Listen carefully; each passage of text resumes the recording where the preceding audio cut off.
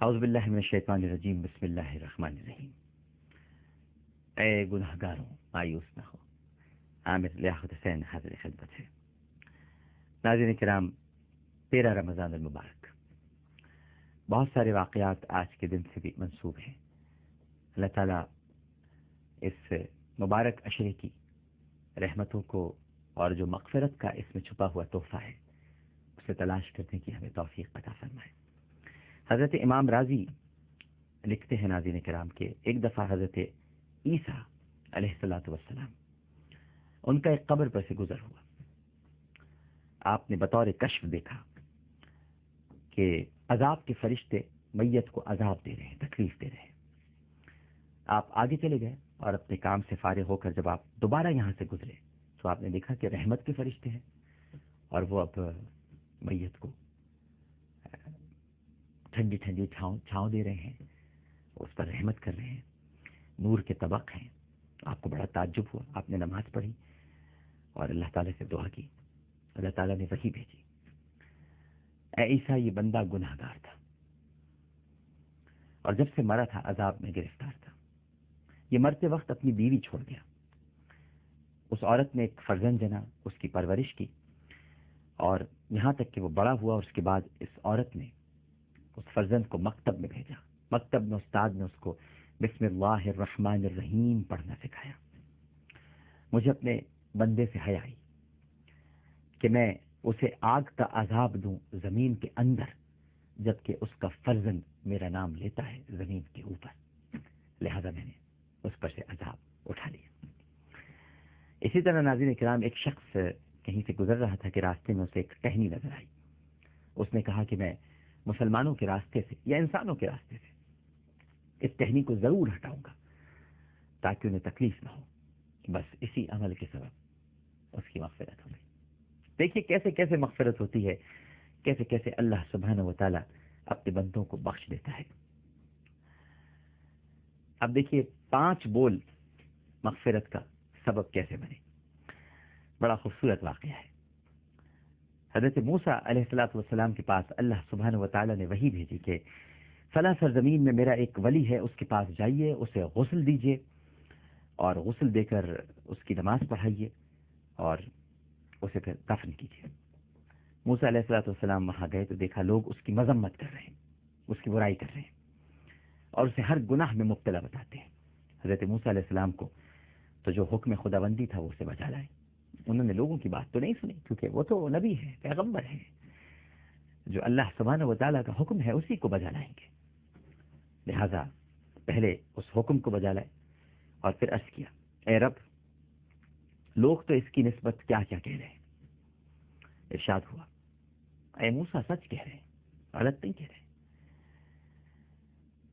بس 5 باتیں کہہ کر اس نے مجھ سے مناجات کی تھی اور اس کی جو وہ 5 باتیں تھیں، بس ان 5 باتوں پر میں نے اسے بخش دیا۔ پھر عرض کیا کہ اے رب، اس نے کیا کہا تھا، کس طرح کہا تھا، ذرا اپنے اس کلیم کو بھی تو بتائیے۔ ارشاد ہوا، اس نے کہا تھا، اے رب، آپ کو معلوم ہے کہ میں نیک کاروں سے محبت رکھتا ہوں حالانکہ خود نیک نہیں ہوں۔ اے رب، آپ کو یہ معلوم ہے کہ میں گناہ گاروں کو ناپسند کرتا ہوں حالانکہ خود گناہ گار ہوں۔ اے میرے رب، اگرچہ میں جانتا کہ مجھے جنت میں داخل کیا جانا آپ کے ملک میں کچھ اضافہ کر دے گا تو میں کبھی جنت میں جانے کی درخواست نہ کرتا، اور اگر میں جانتا کہ دوزخ سے رہائی دینا آپ کے ملک میں کچھ کم کر دے گا تو میں کبھی آپ سے اپنی رہائی کی درخواست نہیں کرتا۔ اور پھر فرمایا کہ اس نے کہا کہ اگر آپ مجھ پر رحم نہیں کریں گے تو پھر کون مجھ پر رحم کرے گا؟ اگر تو مجھ پر کرم نہیں فرمائے گا تو پھر کون مجھ پر کرم فرمائے گا؟ بس اس کے یہ 5 بول تھے موسیٰ، کچھ ایسے درد سے کہے، کچھ ایسی تکلیف سے کہے۔ اس میں احساس ندامت اس حد تک موجود تھا، اے میرے پیارے کلیم، کہ مجھے حیا آئی کہ میں اپنے اس بندے کو عذاب دوں۔ لہذا میں نے نہ صرف یہ کہ اس کی مغفرت کر دی بلکہ تجھے مامور کیا کہ تو جا اس کو غسل دے، اس کی نماز جنازہ پڑھا اور پھر اس کی تدفین کر دے۔ ناظرین کرام، ایک اور حدیث میں ہے مغفرت کا بڑا عجیب و غریب واقعہ ہے، اور ایک تاجر کی مغفرت کا واقعہ ہے۔ ایک حدیث میں ہے کہ ایک مرتبہ حضور اکرم صلی اللہ علیہ وآلہ وسلم نے ارشاد فرمایا کہ ایک شخص اللہ تعالیٰ کی بارگاہ میں پیش ہوا۔ اللہ تعالیٰ کی بارگاہ میں پیش ہونے کا مطلب یہ ہے ناظرین کرام کہ قیامت کے روز جب حساب و کتاب ہوگا تو وہ اس وقت پیش ہوگا، لیکن اس کا کوئی نمونہ ہو سکتا ہے، وقت سے پہلے دکھایا بھی جا سکتا ہے۔ بہرحال جب وہ پیش ہوا تو اللہ سبحانہ و تعالیٰ نے فرشتوں سے کہا کہ اس کا اعمال نامہ دیکھو کہ اس نے کیا کیا اعمال کیے ہیں۔ جب فرشتوں نے دیکھا کہ اس کے اعمال نامہ کیا ہے تو معلوم ہوا کہ وہ تو نیکیوں سے تقریباً خالی ہے، اس میں تو کوئی نیکیاں ہی نہیں ہے، نہ نماز ہے، نہ روزہ ہے، نہ کوئی عبادت ہے، بس دن رات تجارت کرتا رہتا ہے۔ اب اللہ تعالیٰ تو تمام بندوں کے بارے میں جانتا ہے، سب کے دلوں کے حال سے واقف ہے، لیکن دوسروں کے سامنے ظاہر کرانے کے لیے فرشتوں سے پوچھتا ہے، خود وہ سب جانتا ہے۔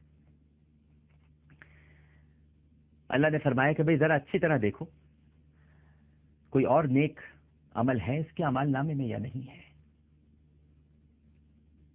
اس وقت فرشتوں نے فرمایا کہ ہاں ایک نیک عمل ہے اس کے اعمال نامے میں، اور وہ یہ ہے کہ یہ شخص اگرچہ کوئی خاص نیک عمل تو نہیں کرتا تھا، لیکن یہ تجارت کرتا تھا اور اپنے غلاموں کو تجارت کا سامان دے کر بھیجتا تھا، اور یہ کہہ کر بھیجتا تھا کہ یہ سامان بیچ کر اس کے پیسے لا کر اس کو دے دے۔ اس نے غلاموں کو یہ تاکید بھی کر رکھی تھی کہ جب کوئی سامان فروخت کرو اور تم دیکھو کہ وہ شخص تنگ دست ہے، مفلس ہے، لاچار ہے، تو اس کے ساتھ نرمی کا معاملہ کرنا۔ اگر اس کو ادھار دیا ہے تو ادھار وصول کرنے میں کبھی سختی سے کام مت لینا، اور کبھی کبھی کسی کو معاف بھی کر دیا کرنا، یعنی ادھار چھوڑ بھی دیا کرنا۔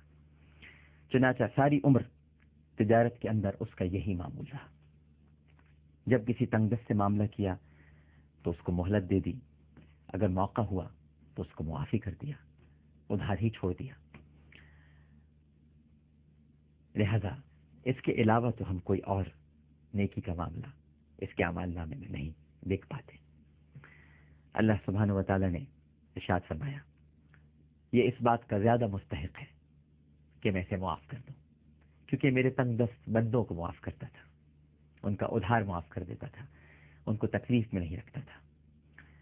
لہذا پھر فرشتوں کو حکم دیا کہ درگزر کا معاملہ کرو اور اسے جنت میں بھیج دو، کیونکہ بندوں کے ساتھ معافی کا معاملہ کرنا اللہ تعالیٰ کو بہت پسند ہے۔ ناظرین کرام، ایک چھوٹا سا وقفہ لیتے ہیں، وقفے کے بعد دوبارہ حاضر ہوں گے۔ ہمیں یقین ہے کہ آپ سب لوگ